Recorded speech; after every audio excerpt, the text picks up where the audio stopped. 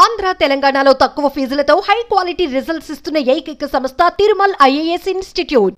జోబులో 10 రూపాయలుంటేనే 10 సార్లు జాగ్రత్తగా చూసుకుంటాం. అలాంటిది బ్యాగ్లో లక్షల రూపాయలు పెట్టుకుని నిర్లక్ష్యంగా ప్రవర్తించాడు ఓ వ్యక్తి. ఆయన నిర్లక్ష్యాన్ని పసిగట్టిన కేటుగాడు సైలెంట్ గా పనికానిచ్చేశాడు. దీంతో లక్షలు పోగొట్టుకుని కొయ్యో మొర్రో అంటున్నాడు. నల్గొండ జిల్లాలో జరిగిన ఈ చోరీ కలకలం రేపుతోంది.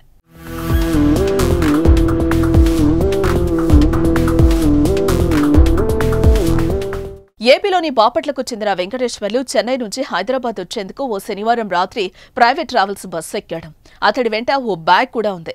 అందులో 25 లక్షల క్యాష్ ఉంది. ఆదివారం ఉదయం బస్సు నార్కట్పల్లి మండలంలోని గోపాలయ్యపల్లి శివార్లలో రాగానే టిఫిన్ కోసం పూజిత హోటల్ వద్ద ఆపారు.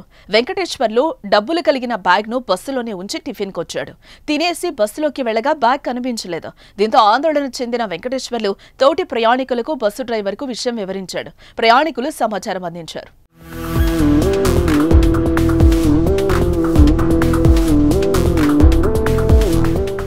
రంగంలోకి దిగిన పోలీసులు హోటల్ ముందున్న సీసీటీవీ ఫుటేజ్ ని పరిశీలించగా అసలు విషయం బయటపడింది.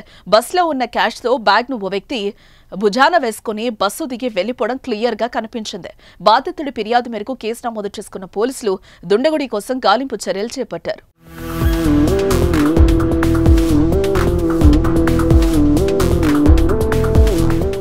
పూజిత హోటల్ వద్ద ఇలాంటి దొంగతనాలు జరగడం కొత్త కాదు. గతంలో కూడా ఇదే తరహాలో చోరీలు జరిగాయి.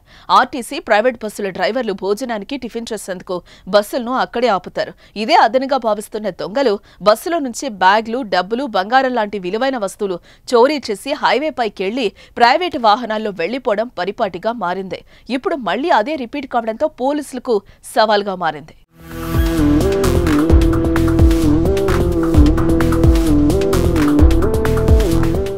మరోవైపు బ్యాగ్లో 25 లక్షలు ఉంచి నిర్లక్ష్యంగా టిఫిన్ కు దిగిన వెంకటేశ్వర్లపై కూడా అనుమానం వ్యక్తమవుతోంది.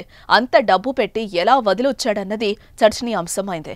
అన్ని కోణాల్లో పోలీసులు దర్యాప్తు చేస్తూనే డబ్బులు ఎత్తుకు వెళ్లిన దొంగ కోసం వెతుకుతున్నారు.